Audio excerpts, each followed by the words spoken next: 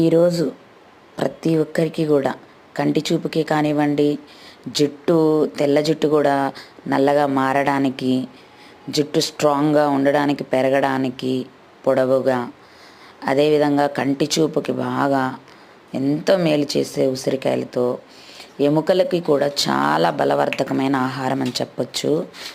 అలాగే కడుపులో మనకి పేగుల్లో పేరుకుపోయిన చెడు వ్యర్థాలని కూడా బయటికి నెట్టివేస్తుంది ఈ ఆహారం తినడం వల్ల.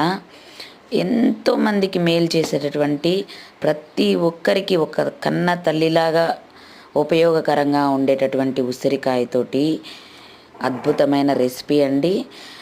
అలాగే దీనికి ఎండు అల్లం పొడి, బెల్లము, వాము పొడి వేసుకొని చక్కగా ఒక గ్లాస్ నీళ్లు పోసి దగ్గరగా ఉడికించుకోవాలి. మనం వేసినటువంటి బెల్లము, వాము, అలాగే అల్లం పొడి, బెల్లం ఇవన్నీ కూడా మన ఉసిరికాయకి ఉడుకుతూ పడతాయి అన్నమాట.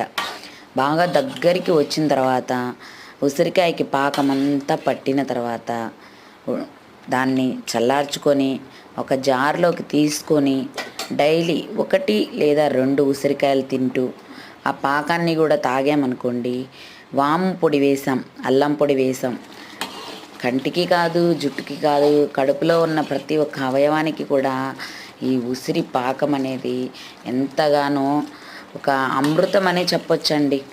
దేవతలకి అమృతం ఎలాగో మానవులకి ఇది అమృతం లెక్కే అని చెప్పొచ్చు.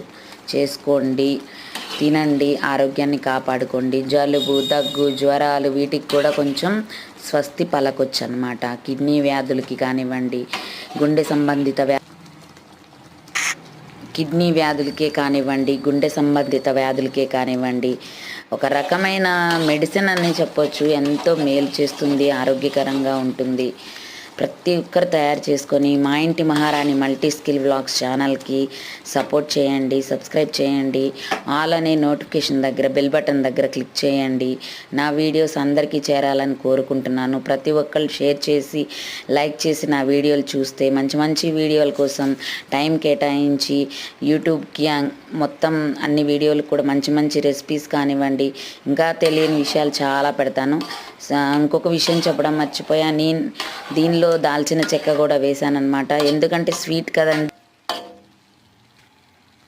స్వీట్ పదార్థం కాబట్టి దాల్చిన చెక్క వేసినప్పుడు నిల్వ ఉంటుంది కాబట్టి ఈ పదార్థం అనేది బాగుంటుందన్నమాట. నిల్వ ఉండడానికి దాల్చిన చెక్క వేసుకుంటే బాగుంటుంది.